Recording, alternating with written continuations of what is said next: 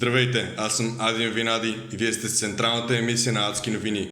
От днес на граждани хванати в нарушение на извънредния режим, освен санкции от 50 000 лева и 5 години затвор, ще бъде отнемано и личното имущество.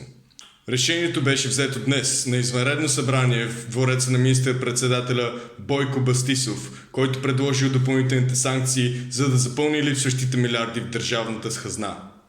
Днес, въпреки забраната за междуградско пътуване, безлюдно остана село край столичният квартал Банкия. Органите на реда успешно предотвратили разнасянето на заразата, като задържали и последните двама жители на селото. 83 и 77 годишните Милчо и Драга Добреви били хванати, докато незаконно продавали буркани със сладко пред двора на къщата си. От утре минималната заплата на народните представители ще бъде увеличена на 10 000 лева. Решението бе прието след гласуване единодушно съгласие на целият български народ, а сумата за увеличението ще бъде отделена от бюджета за пенсии и детски надбавки.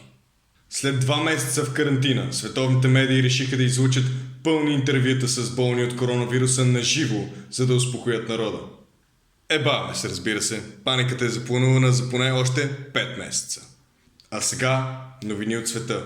За ситуацията в света на живо ще ни разкаже нашият международен репортер Междин Народнев. Междине, имаме ли връзка? Чуваме ли се, Народнев?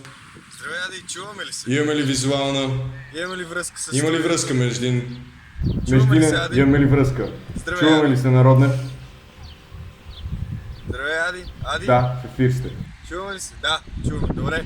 Положението тук е много сериозно. Само масовата паника и строгите режими спират... Чакай само да минат хората и ще ти кажа. Само масовата паника и строгият режим спират жертвите да растат все повече и повече. За сега заразените са 420, оздравелите са едва 120 човека от тях. Фаталните случаи са 3. Страхът от затвор и увеличаването на глобите дава неоспоримо по-добри резултати от информирането и осигуряване на тестове и подкрепа за народа. Ако не за психическото, то поне за здравословното им състояние. Ето сега се задава и един нарушител, който се опитаме да хванем на живо интервю с него. А вие какво мислите за наложените забрани за разходки в парковете? Ами, маските ни пазят един друг, обаче малко свеж въздух и движение пази имунната система, така от нищо няма да се разболеем. Хубав ден! Пати психопат. Дано го заключат куките малко по-надолу. Тъй като цяла ситуацията е много тежка, затова ще се опитаме някой по-отговорен човек да намериме. Дано някой мине скоро време от тук да интервюираме, за да ви покаже реално как стоят нещата. Ето там се задава един господин. Господине, а вие какво мислите за наложените мерки за сигурност? Търфуйте парите и документите на земята! На земята!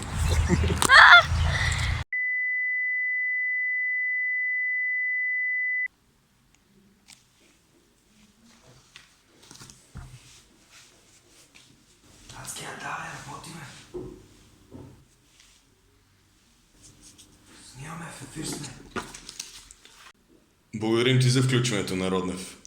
Утре, наскоро обезлюдяло село около Софийско ще бъде превърнато в безопасна туристическа зона за семейства на управляващи. В чест на 3 милиардият личен проект на държавните началници, селото ще бъде преименувано на Бор и Сови дворци.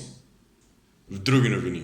След провеждането на многократни тестове за безопасност, референдуми и допитвания до хората, беше одобрено поставянето на 5, 6, 7 и 8G система в страната. Това беше всичко от централната емисия на Адски новини. Останете без спортни новини, защото спорт в момента няма.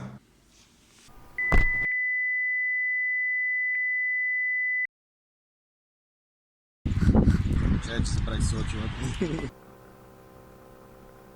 10 000 лева глоба е само ако излезеш от къщи без новинарски екип. С това ние сме в безопасност. Междине, имаме ли връзка? Чакаме някой паркира в студиото и продължавам.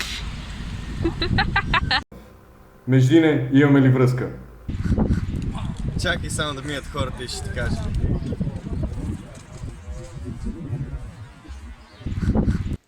От утре. От утре. Как се казва това, бе, дева?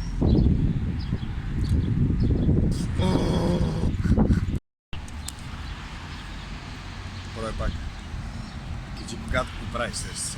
И не е нагоре, а трябва да е настрани само. Добре, готов ли си, праго? Си готов. Ма кажи ми готов ли си? 3, 2, 1, така знам. Готов ли си, праго? Dance so move out of your seat and get a fire girl and catch this beat while it's rolling. Hold on, pump a little bit and let them know what's going on like that. Благодаря ви, че гледате. Лайквайте видеото и го споделяйте, ако ви е харесал, поне веднъж да се забавлявате с новините. За финал искам да кажа, че смятам за най-ценно правото на всеки да има мнение, да говори свободно и да задава въпроси. И в каквито и времена живеем в момента, не бива да позволяваме да се посяга на това основно човешко правило, свободата на словото. Особено когато целият народ е лишен от поминъка си и всеки, който протестира за по-добър живот, е третиран като престъпник. Когато ни биват отнети гласовете, било то от чужди или наши злодеи, трябва да не забравяме, че сме свободни и да направим така, че никой никъде да не го забравя. И въпреки, че сигурно ще закъснея да кача видеото с един ден, искам да честя празника на всички ви. Пазете се, обичайте се, подкрепяйте се и мислете критично днес, за да има по-хубаво утре.